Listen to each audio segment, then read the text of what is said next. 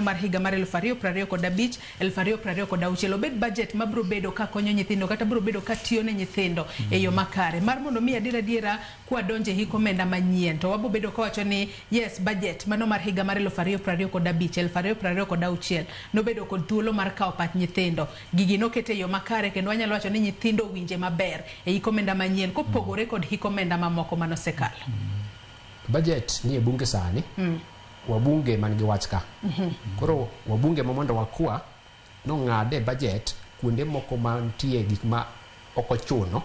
to giduok pesa kuonde moko mantie gik moko chuno kaka mage ng'ech malich gini serikal ka time mahonge kinyo ko pang budget nitie gibiluongo ni general administration planning and support services gin pesa ni madongo moko bedo broken down koro travel ma ji ringa kila mahali moko necessary gi onge tiende ni ji ringa kila mahali pesa no odwok ka nyithindo pesa moro bentie serikal ka mag training gi ka serikal osekawi mumi teach one day school of Kenya School of Government serikal odhi puonj joge Kenya School of Government why training moko mang'eny mag hotel gi nikech ka koro in gi Kenya School of Government moro bitie train jogi to podi ka oji itere hotel koro pesni mag hotel mang'eny gi hotel ka nyithindo to serikal opuonj jogi e Kenya School of Government koro wan feel ni gima bundoro motin pes nyithindo gi gibede be thuolo gimanya kamora mora ma ginya yude to gipong'e to wagi se pong'e to nyithindo bro konyore to wan kaka jopiny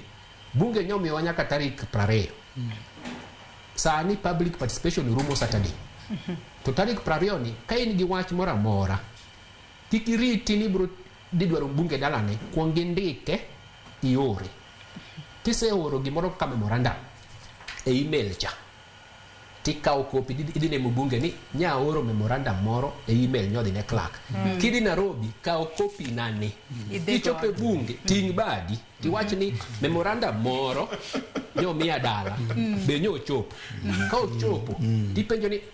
gima tingo ni bechal gi macha nikech chik wachonwa ni mbunge ma representa koro mbunge na gi mbunge maru representation ni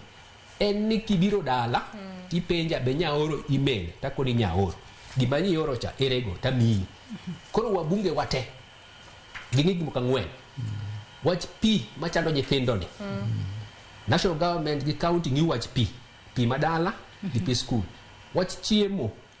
jonyuol chandore malich ni nyithindo dhi school nikech wach chiemo ma school ni ngiuru gino malich kabisa wach gima nyo wacho ma nyamerani wacho ni wach jopuonj ni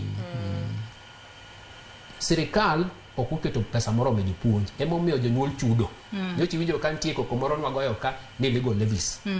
jonyuol chulo pesa e skul michulo go jopuonj moko nikech serikal okuketo pesa jopuonj koro pesa ma jonyuol chulo ni okubro rumo ka serikal okuketo pesa koro ka jo serikal dwako jonyuol to giket pesa e pi wach chiemo wach jopuonj very important mogik department joge rita nyithindo nyathi ka nigi tabu to ringo ka ofisa ma serikal to ofisa ma serikal ok nya konye nikech onge pesa the most important thing gikang'wen go